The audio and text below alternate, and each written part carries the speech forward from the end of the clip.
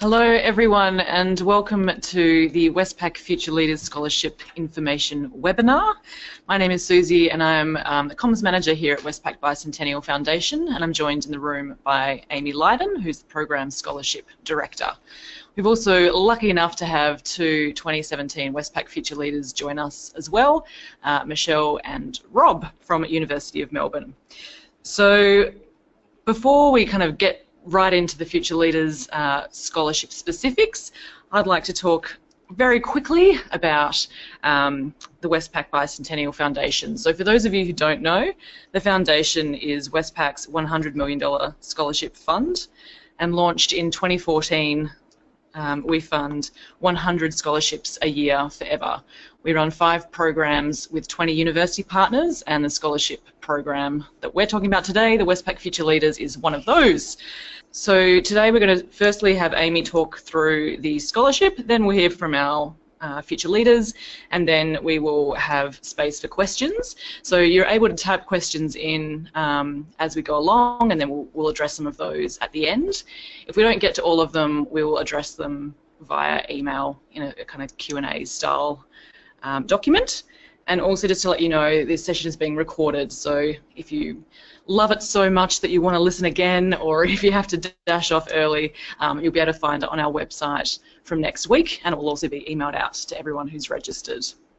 So that's enough from me, and I will hand over now to Amy Lydon. Thank you, Suze. Good afternoon, everyone. Thanks so much for taking the time to dial in, or if you're listening later, hello. So as Suze mentioned, I'll run through a quick overview of the Future Leader Scholarship Program, the package, eligibility criteria, what's involved with the selection process, the attributes, and some tips for your applications. And then we'll move on to Rob and Michelle to tell their own stories about their scholarship. So the Future Leader Scholarship, it is a complete package for PhD students or master's students, so it can be master's by coursework or research, and it's valued at up to $120,000. And it's made up of that, covers a living stipend, and also an overseas experience, so up to $50,000 of that can be spent on overseas experiences, you know, and that's something that you can craft yourself, just depending on what you think is needed and what will enhance your study plans. It can be research or attending conferences or you know, anything that you think is going to benefit your study and enhance it. It also includes a leadership development program that I'm sure either Rob or Michelle will be speaking about and give you a bit more information about that. We just finished up our Canberra session, residential, this week. That was part of the leadership development program for this year's cohort. So we'll be awarding 17 of these scholarships this year and every year from now on. And applications are now open, and they close on the 5th of September. And we do have 9 university partners that are listed there on the slide that you can see. Also, another part of the scholarship, in addition to I guess the package, is the you'll be part of the Westpac 100 Scholars Network, and this is a really quite unique and amazing network, as I'm sure Michelle and Rob can tell you a little bit more about. And this grows at 100 scholars a year, and we have about 246 scholars at the moment. And we bring the 100 scholars together once a year in April for our annual Scholar Summit, and you know, a whole bunch of workshops and keynotes and the opportunity to meet each other across the streams, and it's also a lot of fun. So that's the Scholars Network. So in terms of the eligibility criteria for the Future Leader Scholarship, your field of study can be in any field. I mean, that's probably one of the big misconceptions about this scholarship, is that people think it must be in banking and finance or business. It can be in any field, as long as it's relevant to one of our foundation focus areas, which are strengthening ties with Asia, technology and innovation, or enabling positive social change. It can be one or more of those areas. And how you tell your story about that in your application is really up to you, and how it how your study and your vision is linking with one or more of those areas is probably key to the application. Also, your university must be working in your research or area of study must be an area of demonstrated world-class capability of that university. And if you're in doubt about that, you can check directly with your university on that, but there are some tools to kind of help you with that and determining that. You've also, I guess the big one is that you had to have completed your undergraduate degree within the last 5 years. So, you know, and also if you are currently in your undergraduate or doing honors right now, you need to be completed by December. And obviously you have to be starting study next year in 2018, so you can't have already started. And you can, you know, as long as you did your undergraduate degree, you might have even done another degree like a master's or a graduate certificate or a graduate diploma, but you know, you have to commence a new degree next year to be eligible. And then lastly, I kind of alluded to this before, but just you know, having that vision of how your study plan ties into you know, how your vision is going to ultimately benefit Australia, and sharing your vision. That's a big part of the application as well. So in terms of the key dates, just to outline these here, as I mentioned, the applications are now open. They close on the 5th of September. Then we do the initial eligibility checks kind of straight away. You will be invited at that stage, if you are eligible, to complete an online cognitive ability assessment. And really this is just a way for us to measure. One of the attributes that we're looking for is that learning agility, cognitive ability, so that and it takes about 10 or 15 minutes to do. And then stage 3 is actually the university shortlisting. So the university that you will be attending next year will be, they have their own shortlisting panels, and they will be selecting the finalists. They'll be selecting 34 finalists nationally that will be invited to come to the National Assessment Center that we hold in Sydney here at Westpac, and that's on the 12th and 13th of December. So if your application is successful at that stage, you'll be invited to either attend one of those days, the 12th or the 13th, and the foundation pays for your expenses to come to Sydney if you're not in Sydney. And then we notify you of the outcome pretty much straight away after that. So the other key dates, the Leadership Development Program for next year, the 18th to the 23rd of February will be the first Sydney residential. That is compulsory. It's really a big part of the scholarship, so we really, you know, want everybody to be there for that. It's a very important time to bond and learn. Big part of the program. And then in August we will have the Canberra module, as we've just finished up, as I mentioned before. And the other date is in April. We will have our Scholar Summit, which you don't want to miss either. Here's some pickies from the last National Assessment Center, and just to, you know, give you an idea, this is some of our panel members from last year. If you want to have a quiz on the website, you'll be able to see who is on our national selection panel this year. So so all the finalists that come to the National Assessment Center will be interviewed and assessed by our panel of 10 this year. And yeah, as I said, you can just look on the website to see who those people will be. It is done independent of Westpac, and it's made up of business industry leaders and also senior academics. In terms of what we're looking for, what are the attributes? There's Rob right there. Rob. Yeah, so it's, you know, these are the attributes that we have set out, that we built our selection framework around. There are some in the funding guidelines, which are on the website. There are actually definitions of what those attributes, how we define those attributes in terms of the selection process.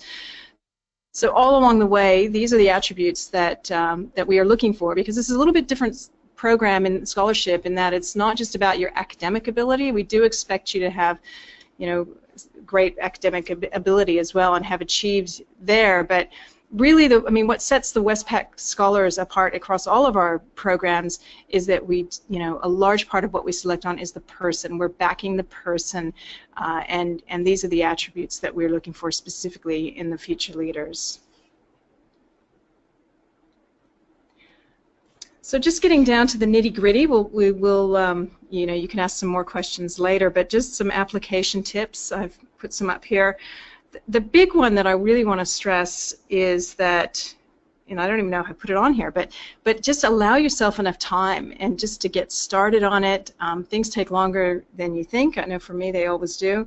And just really make sure that you allow sufficient time, particularly for getting those external documents, those supporting documents that you need, like your transcripts and your you know, CV, updated CV, referees, etc. So just make sure you allow enough time. You know, and obviously read through the funding guidelines. They're not hopefully too long and boring, but you know, there's some good information in there. And one of the things, there's on the application form there is a hint for each question, and that really I really strongly encourage you to read what that hint is, because it just kind of lets you know what exactly we're looking for in that question and how it's to be interpreted. Obviously spell check and proper grammar, that's a given, but we always have to put that on the list for good reason. You know, and I mentioned before about your vision, really sharing that. You know, get somebody else to read it, or a few different people to read it, and they can give you their feedback. Referees, I mentioned, pick the right people. We look for one academic referee and one personal one that has known you for at least 2 years. So yeah, again, just really try to stick to that, and please don't include other you know, supporting documents, etc. We won't look at them. We just really want the two referees.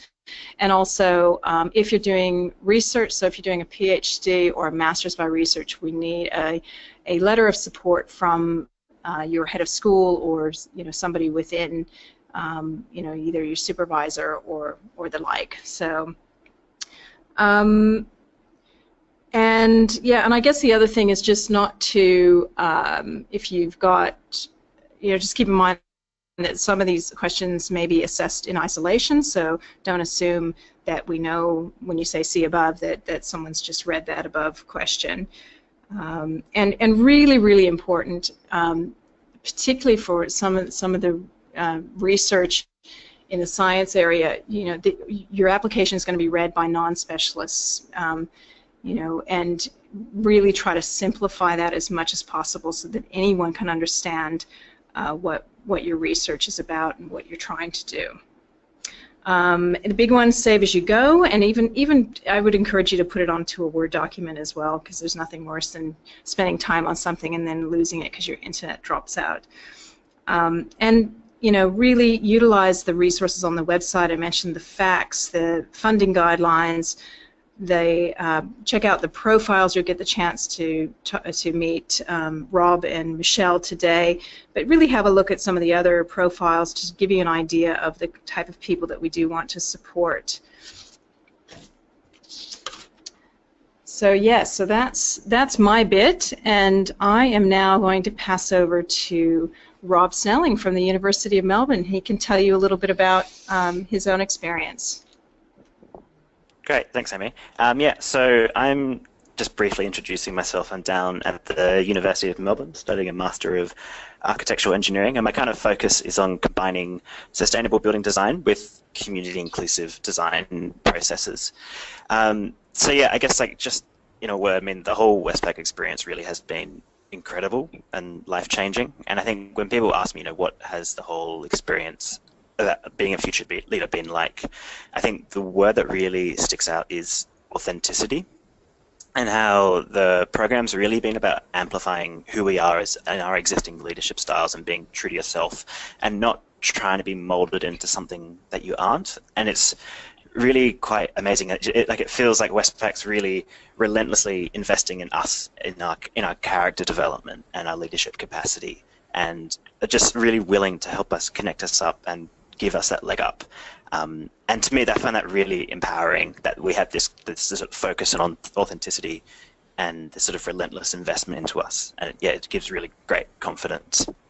I'm just going to briefly talk about the leadership development program, but Michelle will talk more about this. Yeah, I would say, I know Michael last year said this, but it really is the best part of the entire program. For me, it really is quite life-changing. And it's just this very genuine investment in us as leaders and future leaders. And the general theme that I think's really stuck out here is it's about training for the future and what a future leader means, in the sense that there's a lot of current conception or past conceptions about leaders, and sort of generally they're the more extroverted people. But the thing I find really quite amazing is that most of the people in our cohort are very down to earth, mostly actually introverts, and it's this focus on what's the future leader going to be, what does a future world require in order to address some of the really big challenges in Australia. And yeah, and this theme of authenticity, I think, is really evident amongst all the scholars. They're genuinely really passionate for their work, incredibly self-aware and emotionally intelligent.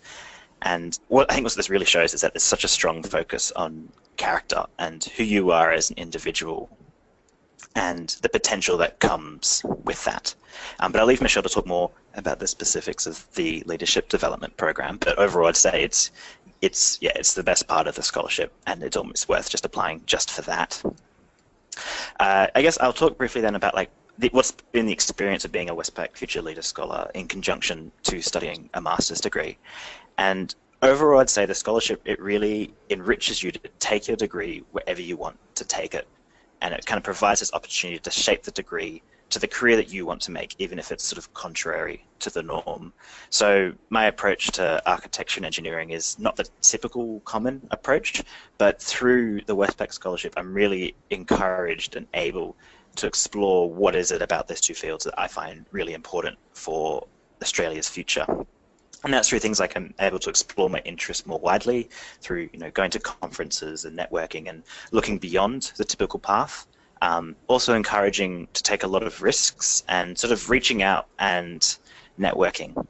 And I think these really became evident in my recent international experience. So I've had one international experience, and I've got another 2 or 3 planned over the next year and a half. So I just came back from a 3-week trip to the Netherlands focusing on sustainable housing and urbanism. And in my first week, which was based in Amsterdam, this was kind of my own study tour.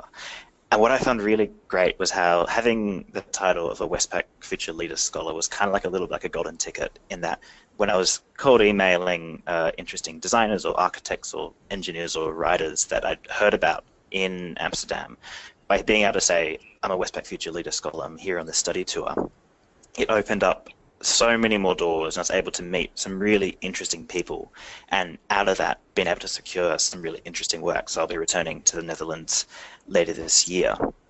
So and I've also started doing that much more here in Australia, and it really does open a lot of doors. And as part of that, the leadership development program also instilled sort of the confidence to do so, to go and ask, because the fact that we have Westpac that's really backing us gives you a lot of confidence that you're on the right path and people really believe in you, and that's really empowering. In addition to that 1 week in Amsterdam, I then did a 2-week short course in Delft, and this was a really great opportunity to complement what I was doing in my degree. So I was able to really delve into the topics of sustainable housing and housing economics and various other topics. And this was also a really great opportunity to network with who are really some of the world-class professors in the area of sustainable housing, and really starting to be able to build up that international network really early in your career. But overall, that whole experience, both the leadership development program and the international experience, is, I'd say, a really excellent opportunity just to zoom out and reflect on where you're going with your career and your degree, and really explore just your interests beyond the course content, and really make the degree your degree. And as well as creating friendships and connections, and then thinking about how we bring that knowledge back to Australia. I'll just also briefly talk about like the application itself and some tips there. I think firstly I'd say if you're considering applying, definitely apply, because the application process itself, even just the first round, is incredibly useful in that it really forces you to think about why is this degree, the degree for you, and why do you think you have the capacity to be a future leader. And actually, I found out later on that a lot of what we do through this leadership development course is self-reflection and writing, and that's essentially what this first component is. So it's a really useful exercise, and I strongly recommend just doing that for that experience. But then also, when you actually get to the interview process, it's quite strangely actually a lot of fun, and I think this gives credit to the Bicentennial team, where they've done a really great job at making the interviews not a stressful experience, but a process where they really want you to succeed, and that it's not trying to make it sort of an intimidating environment. They want you to be the best that you can. And that experience all the way through the application process and then the leadership development course has really struck out at me. Just some things that I found I think worked really well for me in the application process is that, and it kind of stems to what we learnt this year through the development program, is just being really authentic, honest and truthful in your application process, and really writing from the heart, what is it that really motivates you about this course or the issues that you're tackling, because you can't really fake that that conviction and the authenticity, and that's really what Westpac is looking for in the selection panel. And yeah, and part of that, the real, as Amy mentioned earlier, the character of a scholar is really what differentiates everybody, and you can't fake that. And you've really just got to write from the heart and really show that. I think part of that as well, at one point you do have the Hogan or a personality test or some online test, and I think you've got to answer those really honestly. And yeah, sometimes the questions are a little bit confronting, but I think it's important to answer honestly and be your authentic self. And then finally, also just really simplifying your angle or the reason that you're doing this degree. If you can have a really, you can basically explain your entire pitch in a sentence, that really helps make it clear to the panelists. So yeah, I think in conclusion, the whole experience has been just truly transformative. And I think my career has taken a very different turn, not just immediately this year with the financial benefits, but also just the approach that I will take to my career moving forwards, and how this will be continually enriched through the W100 network. And I have to say, when I was applying, I didn't expect to get it. At the time I was applying, I was 21, so I just finished my undergrad, so I was likely to be one of the younger applicants. But I think that came through is that they're choosing you based on your character and the capabilities at the time in your career, and that character really is the deciding factor. The other thing I was deliberating at the time of applying is whether to study a degree overseas or go through the Westpac Future Leaders and study domestically. But after 6 months into the program, I would really strongly recommend the Westpac program, just because it brings so many unique benefits. Firstly, just the title of a Westpac Future Leaders Scholar. I found that's just opened so many doors. Also the opportunity for overseas study, which doesn't always come when you actually you're given the funds to be able to do that. Then there's also obviously the leadership development program, which really has been phenomenal. And then also the W100 network. The thing I really love about it is the opportunity to meet people all the way from first-year undergrad tech students to senior researchers to social entrepreneurs, and it's this lovely mix of people at all different stages of their careers in all different fields. So for me, being in kind of urbanism, when I heard that Marcus Westbury, who wrote this book called Creating Cities, was in the network, I got really excited, and it's amazing that there are these kind of people who are within my field who are in this network, and it's kind of going to continue to grow into the future, and that network will be immensely powerful for the rest of my career. So yeah, that's my experience, but I'll pass on to Michelle to talk more about her experience. Thanks so much, Rob. That was great. Michelle. Hello, and welcome to all of you. I'm very excited to be speaking today. I'm going to start off with a brief introduction about myself. So similarly, I'm from Melbourne. I grew up in the suburbs of Melbourne and attended my local public school. Following this, I studied at the University of Melbourne, where I completed my Bachelor of Biomedicine, and then following that, I also completed my Masters in Clinical Audiology. So I'm a clinical audiologist, which is the allied health of hearing, and also a PhD candidate at the University of Melbourne. So hopefully with Rob's perspective as a master's student and my perspective of a PhD student, you can get insights into both of those areas. So I'm a few months into my PhD, and my topic is on the education of children that are deaf or hard of hearing. And with my research, I hope to contribute to making improvements to the education of children that have a hearing impairment. So I'm very proud to call myself a Westpac Future Leaders Scholar. It's provided me with, again, I'm sort of saying what Rob said, but it really does. It's really a life-changing opportunity. I wouldn't have had the experiences I've had with this scholarship if I didn't have it. It's enabled me to achieve things which would have otherwise been out of my reach. And yeah, my favourite part has been the leadership development program. So it's been an absolutely incredible experience and has made a lasting impact on my own leadership skills, my confidence and my drive as a researcher. So the development program, it consists of 2 residentials whereby all of the current Future Leaders Scholars across Australia meet overseas for a number of days. So the first residential was in Sydney, in Manly. It was a beautiful location, very picturesque on the beach. And as Amy mentioned, we just returned from the second residential, which was in Canberra, and included a one-day conference at Old Parliament House. So the schedule and the sessions of these leadership residentials, it's been really great. It's included sessions on our own leadership development, as well as a number of guest speakers, which has connected us with a range of global leaders.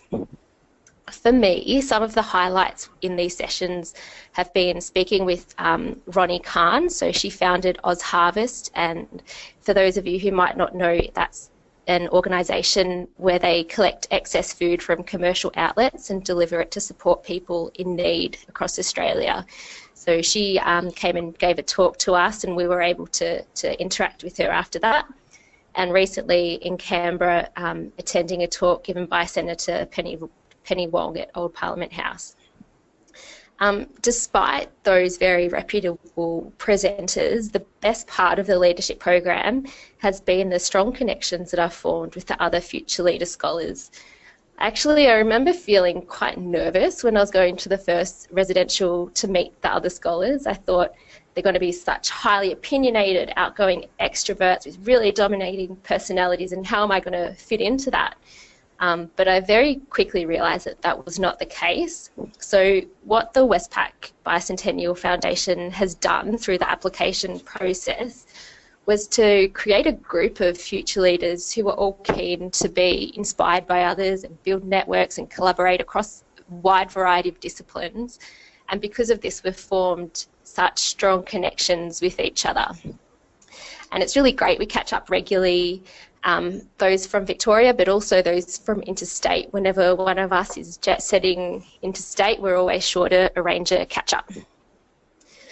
So as Rob mentioned, there's also the wider W100 network, which is made up of all the Westpac Bicentennial Foundation scholars across all of the different scholarship streams.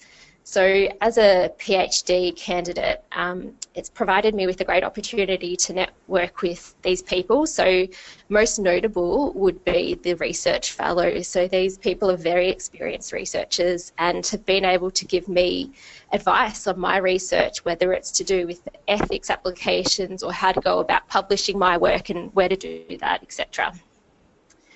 So overall, I think this scholarship is really the best scholarship available for graduate students. And what I've realised is that other scholarships, they'll invest in your research, but the Westpac Future Leaders Scholarship has a strong commitment to investing in you as a person. I've got a few experiences that I've had as a Westpac Future Leaders Scholar that I did not necessarily expect when applying for the scholarship. So number one is for the leadership course to be so great. So I've attended a lot of these sort of things in the past, but by far this has been greater than any of those that I've previously attended. The second was I had the chance to have my research published in the Herald Sun. It was on Easter Sunday earlier this year. That was pretty cool. It meant that I had the chance to get my research out there to the wider Australian public, which I'm pretty sure I wouldn't have had the chance to do otherwise. And thirdly is just the level of support provided by the Westpac Future Leaders, the team of staff. They're really supportive. They're great at communicating with what's going on. If you've got a problem, they're able to help you straight away to sort that out. So that's all from me. I just want to wish you all good luck with your applications. Thank you so much, Michelle. That was great. And thanks to Rob as well. I swear to God, we haven't paid them to to shout so fabulously about the program, but as you can see, that's obviously a really great program that we're running here. So I'll actually start with the first question for Rob. So, Rob, when you applied for the scholarship, did you already know what international experiences you wanted to undertake? For me, it actually changed a little bit. And some of them were the same. So I'd planned to do what's called a traveling studio through my course. But once I actually applied, I actually found out about this course overseas at Delft. And I was like, oh, that sounds really cool. I wish I put that in my application. And luckily, like the Westpac budget is actually quite flexible, which is really thankful. So I mean, I had actually allocated for next year to do a leadership course somewhere else, but I've kind of realized that the leadership course that Westpac put on was really fantastic, and I think I might use those funds for other international experiences. So yeah, there's definitely a lot of flexibility to be able to change your course as you wish, and I think also as you're going through your course, that will naturally change as well. Great. So just following up on the question, Amy, the scholarship budget section of the application requires quite a lot of detail, and so one of our applicants here have some potential internships lined up overseas, but not exactly certain. And how clear does she need to be for the scholarship budget? Yeah, I think we appreciate that it's you may not know exactly what you're going to be doing, so I just would encourage you to just think very broadly about it. There is quite a bit of flexibility in terms of what you do, and you will. What will happen is, if you are successful, you'll be working very closely with the university to I guess finalize that. And I guess the other thing to note in that where there isn't as much flexibility is in the amounts. So if these amounts that you do put in, just keep in mind that we can't go over that amount. So yeah, just keep that in mind when you are putting together your budget. But absolutely flexibility within how you spend that, and you can work with us and your university on that. Got a couple of questions around academic referees. So are they able to have an academic referee from a course that is not exactly related to the field that they want to study in? So for example, can a law lecturer be a referee for an MBA? Absolutely. I mean, as long as they know you in that academic way, then that's completely fine. Fabulous. Is there any recommendations around the academic referee, around who that person should be? I think it's someone that's going to give you a really good rap.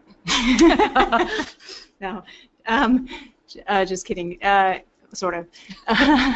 Someone that does really know you as a person as well, if possible. I mean, someone that knows your I guess your commitment around, and there is a template on the website, and it's quite specific around what we ask the referees to comment on.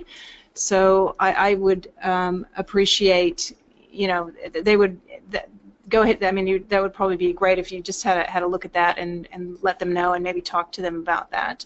And in terms of another question is how senior someone has to be, that comes up as well. It's not really. I think it doesn't have to be somebody really senior. It's more important, I think, that they really know you and understand your work. I think that's probably more important than a title. And this is a question for Michelle. As a PhD candidate, how clear of a picture did you have of your project at the time of your application, and has your topic changed at all since being a scholar?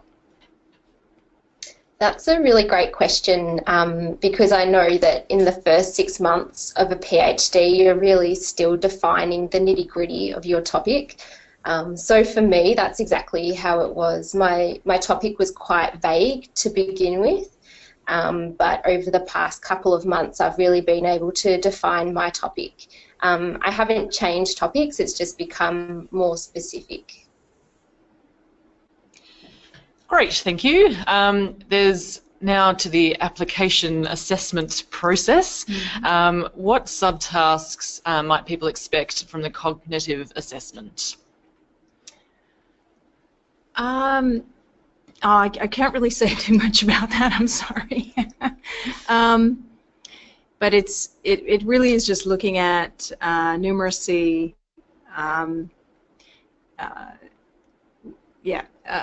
Sorry, I can't really go into too much detail. We can't tell you everything about it. It has to be a little bit of mystery. All right, so for that person who asked that question, you'll have to wait and find out.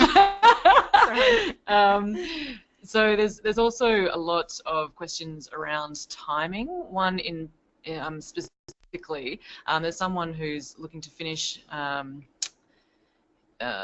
Where did it go? Finish their honours in June next year, and then start their PhD in July next year. Yeah. Can they apply? Yes. For the scholarship next year? Yes, they can, as long as they've completed their this year. So yeah, you can still be doing honors. In fact, I think we had a few people from the cohort this year that did the same thing. Yes. That's good, and it's 5 years for undergraduate in the last 5 years. No more. Yeah, that's all. Right. Yes, I know. So there's people who are kind of saying, I finished in 2009. Sorry, unfortunately, you have to have finished in the last 5 years. That's right. Just having a little look if there's any more. Someone asked about can I do a combined master's and PhD? Yes, is the answer to that. In fact, we have somebody on the program doing that as well. This question here is quite a lot of future leader attributes listed, and that she's aware that the application processes responses need to be succinct. So how would you recommend going about addressing all of these attributes, or would you recommend picking out a few of the ones that relate to you? Well, we don't ask you to specifically write about your own attributes. That's just to give you a background on what we are selecting on. So my advice there is just to answer the questions, in the application, and just with that in mind, that behind that, those are the attributes that are outlined is what we are looking for, if that makes sense. Makes sense to me. Is it unfavourably viewed upon to have a partner or a spouse as a personal reference? Yes. In fact, you can't do that.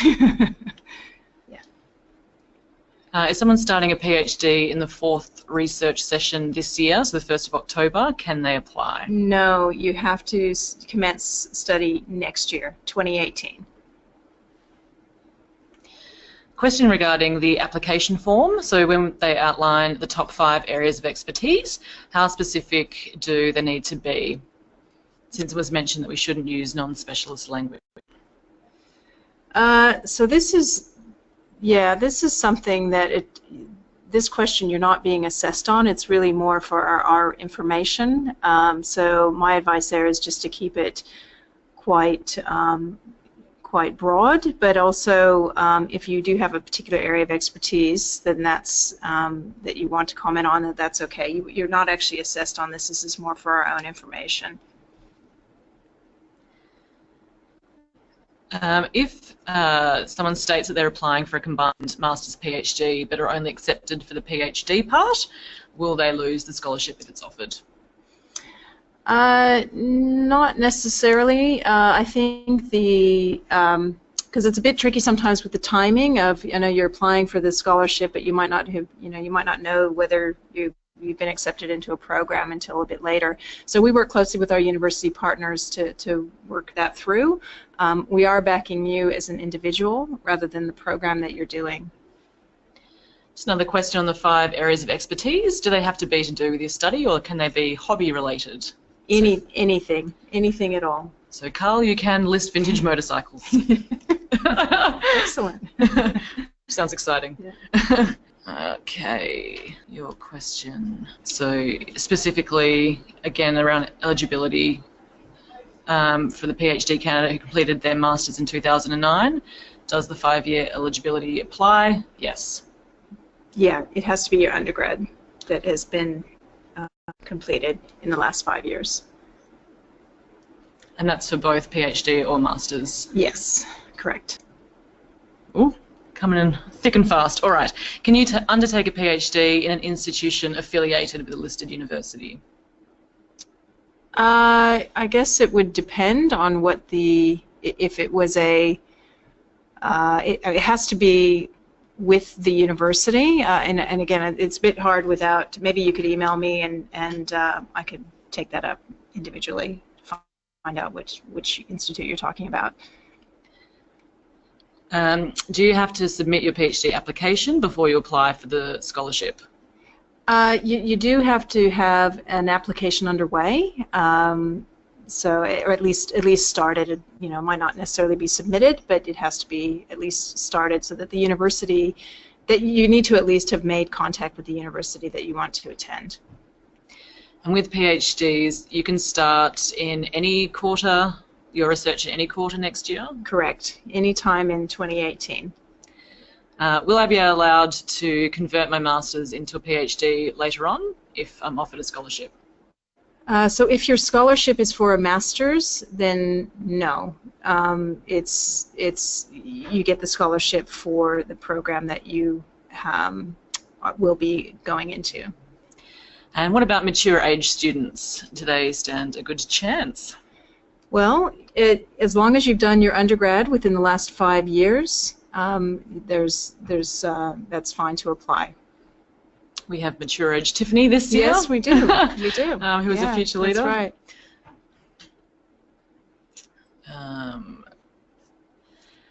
What if you're applying to multiple universities and have not decided which university to go to yet?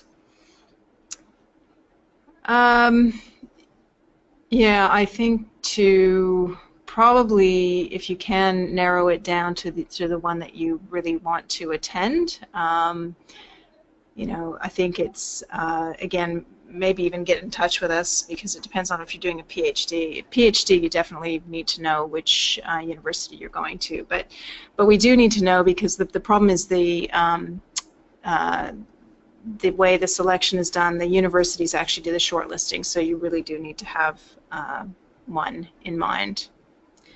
Does the recommendation from the head of school need to be from the school in which they'll complete their PhD in? Yes, that's right. Are there any guidelines for calculating the living stipend as part of the scholarship budget? Yes, there is. There's a link on the website in the funding guidelines and also the facts that brings you to a page, the Australian Research Council page, that gives you those formulas. If I have a master's degree with no undergrad, am I still eligible to enter? It would depend on what it is. Again, I suggest probably if you can email me with exactly what it is your master's is in and what you want to go on to do, then we can go from there. There's another question around, will this program run again next year, or is it only around for the next 2 to 3 years? Lucky for you, Philip, we're around forever, so the $100 million contribution funds 100 scholarships a year forever. So in our lifetime, there will be Future Leaders Scholarships every year. And obviously, you know, we can change the scholarships to kind of meet the need of universities and students into the future, so it won't be this forever, but there certainly will be scholarships going around forever. Do you need to indicate if you're applying for other sources of funding as well? Yes, yes you do. We ask for, if you have any other scholarship applications underway, we ask for that information as well on the application. And what's the current ratio between Masters and PhD students in the program? It's almost 50-50 actually. That's lovely. Yeah. And what if you're applying for both the Masters and PhD but aren't yet sure exactly which program? Yeah, I think, you know, I appreciate, because you might not know that in time by the 5th of September, but, you know, hopefully by the time it does get through the selection process a bit, you'll have that finalized more. So, you know, you potentially have a couple more months to kind of sort that out. And again, we work closely with the uni partners to you know, I guess, get that more concrete. Can you be employed while receiving the scholarship? And if so, what type of employment is acceptable? That's a good question. So yeah, knock yourself out. So someone's also asked around further questions, and if you do have any further questions, we're happy to receive emails. Is probably the best way. And our email address is westpacscholars@westpac.com.au. All right, I think we'll call it there. So thanks very much, everyone, for joining us.